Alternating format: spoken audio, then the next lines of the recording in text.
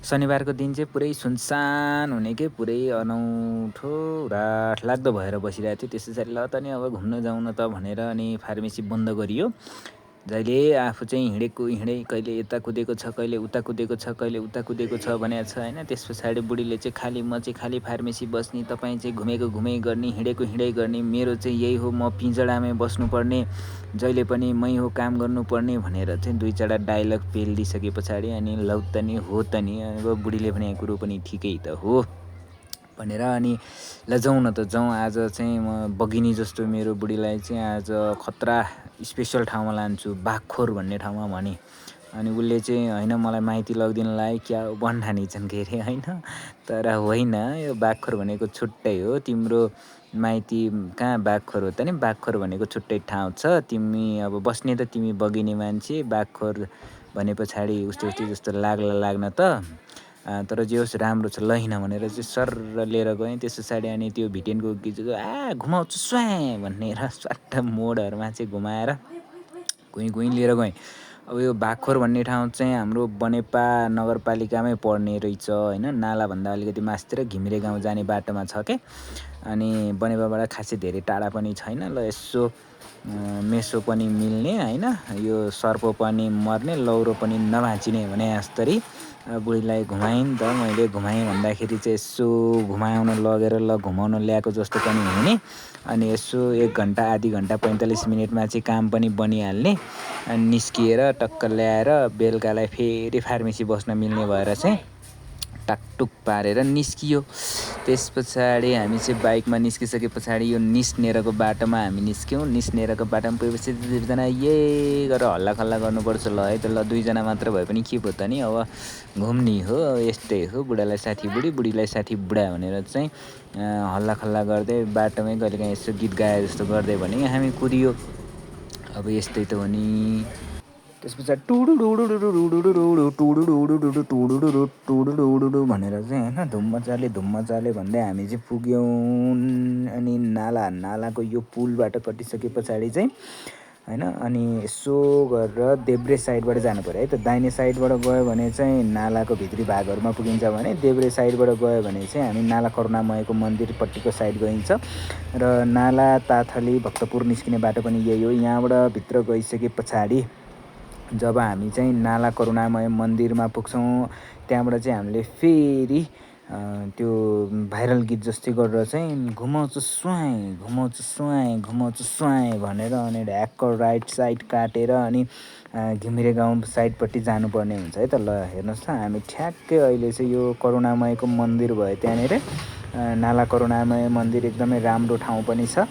त्यस पछाडि अगाडि बढ्दै गएर अनि हामी जाँदैछौँ बागखोर साइड नाला घिमिरे गाउँ सडक। नाला घिमिरे गाउँ सडकमा हामी त्यस पछाडि अब यो बाटो पहिला त एकदमै भयङ्कर खराब जस्तो थियो, तर आजकल चाहिँ बवालै भइसकेको रहेछ। पिच पनि रहेछ, बवाल राम्रो पनि लाग्यो होइन। शीतलै थियो, गर्मी भनेर गर्मी पनि होइन, जाडो भनेर जाडो पनि होइन। त्यस पछाडि गयो हामी सुरुरुरुरु गरेर घुम्दै अब यहाँबाट हेर्दाखेरि चाहिँ भ्युजमा सबै के देखिँदो रहेछ त भन्दाखेरि यतातिरको मान्छे त पुरा सबै टनेलै हाल्ने रहेछन् होइन। जे तरकारी सरकारी सब टनेला, यताउता भन्ने कुरै छैन। जहाँ खेतबारीमा हेरे पनि टनेला, वारेदेखि पारीसम्म टनेला देखिने रहेछ।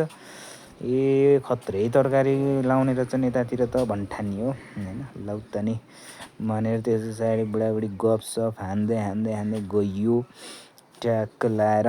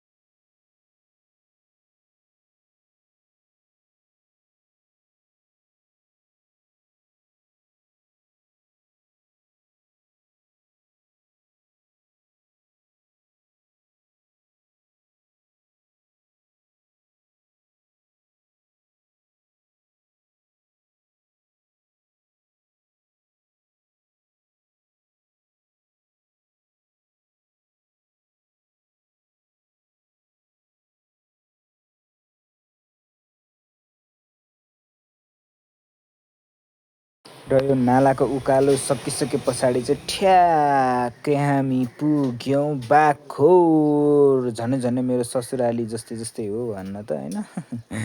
त्यसो भन्न भएन, बाघखोर हो।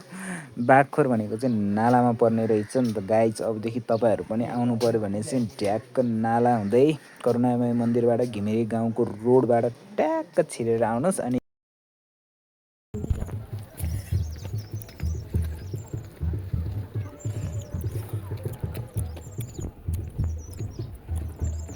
हेलो बाघ, हेलो हेलो हनुमानजी।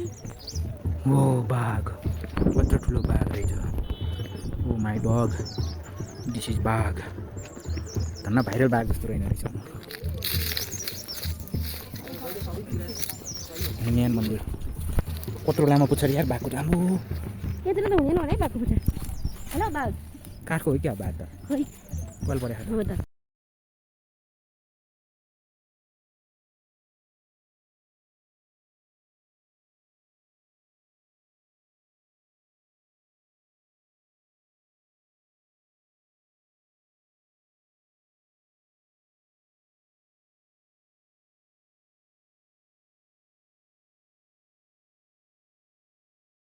गुराँसै फुलो बनैमा। काफलको रुख र गुराँसको रुख रहेछ। गुराँस चाहिँ टन्नै रहेछ है। त्यो काफलको रुख हो नि त्यो। गुराँस छ, काफल छ। यो पनि गुराँसको रुख, त्यो पनि गुराँसको रुख। एक गुराँसै गुराँस रहेछ। गुराँस फल्ने सिजनमा चाहिँ बबाल हुन्छ होला। होइन होला। ए यहाँ त अनि मूर्ति स्वर्गीय पद्मिनीले चढाउनु भएको त्रिशूल अरे ल। ओ यहाँनिर चाहिँ हाम्रो दुर्गा हुनुहुँदो रहेछ। दुर्गा माता, आकाश देवी मन्दिर। नेपालीको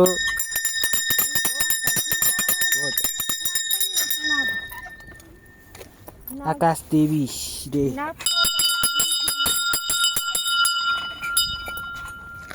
यस्तो राम्रो फुल फुलिरहेछ। फुल पनि फुलिरहेछ। के फुल रहेछ? ओ के हो यो? Which flower? शीतल चिनी जस्तो बोट देखिन्छ त फेरि बोट त।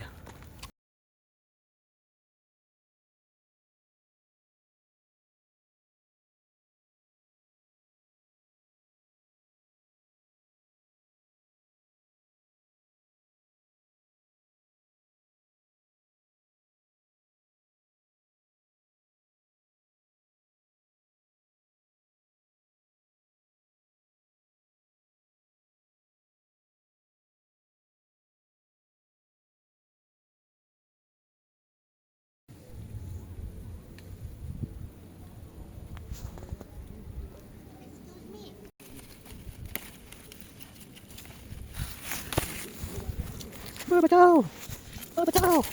ल नाच ल। ढिङ्का चिक ढिङ्का चिक ढिङ्का चिक ढिङ्का चिक ढिङ्का चिक रे। वार वार वार स्याउ स्याउ स्याउ स्याउ।